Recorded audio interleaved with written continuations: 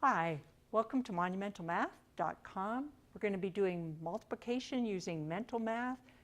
That means you're going to be using the calculator that's between your ears. I'll give you ways to help be clever and do that well. Okay, set 4, set 5, and set 6. So set 4, we have 2 times 7 times 50, but we don't have to keep it in that order. We can switch these two so that it's 2 times 50 times 7. 2 times 50, well, that's easy. That's 100. And 100 times 7, that's easy. 700.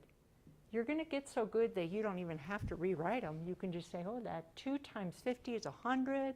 100 times 7 is 700. I'm showing the work, but I want you to be able to do the steps in your brain. This one, again, we're going to switch these around. We have 20 times, and we'll put the 50 next, times 15. 2 times 5 is 10. Then put on this 0 and this 0, so you've got 1,000. Well, 1,000 times 15 is easy. That is 15,000. Put in your comma, done. Okay, so we do it by switching the order, and that's called commutative property. Okay, next one, we have 40 times 12 times 500. Let's switch around these two again. 40 times the 500 times the 12. Then we just be careful. 4 times 5 is 20, so that already has a 0, but we're going to still add all of the other ones, 3 zeros. So that's 20,000 times 12. Think of this 20,000 as 2. 2 times 12 is 24. Now go put all the zeros on. 1, 2, 3, 4. 1, 2, 3, 4. So 240,000 is your answer. You don't have to punch it through a calculator. Send it through the calculator between your ears. Next one. Ooh, now we have decimals. That's nobody's friend, but we'll make it easier. Let's switch these two around so you get 0.2 times 50 times 6. 2 times 5 is 10. Put that 0 on, but then we have to take a decimal point away, so it becomes 10. 10 times 6, that's easy, 60. So I want you to be able to get to the point where you're going 2 times 50 is 100, take off 0, so we get 10. 10 times 6, 60. This one, we're going to keep the 0.4. We're going to switch these two. 0.4 times 500 times 9. 4 times 5, ignore that decimal for now. 4 times 5 is 20.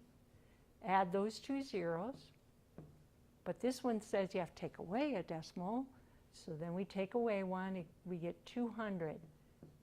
Bring down this 9. 200 times 9 is simply 1,800, or put your comma in, 1,800. So we took this times this, got our new number times our other factor. All right. Our next one, we have 0.2 times 45 times 500. Let's make it easier on the brain. Keep your 0.2 here. Move your 500 and your 45 around. Times 45. 2 times 5 is 10. Then put on those two zeros. But then this says you have to take away a 0. So you get 100. Well, 100 times 45, that's easy. 4,500. Or put in your comma, 4,500. Not too bad. Next one, we have 0.04. 4 times 5 is easy, so let's do that. 004 times the 500 times the 8. 4 times 5 is 20. Put on the two zeros. But then this says you got to take away 1, 2, 3. So you take away 1, 2, 3, and you're right here. Your problem becomes 2 times 8. That's easy. 16. Now, go ahead and reposition numbers. Move them to a different order. That's called commutative property. and run this through the calculator that's between your ears. I want you to improve your mental math abilities. Go ahead, do sets 4, 5, and 6 on monumentalmath.com. Good luck and enjoy the challenge.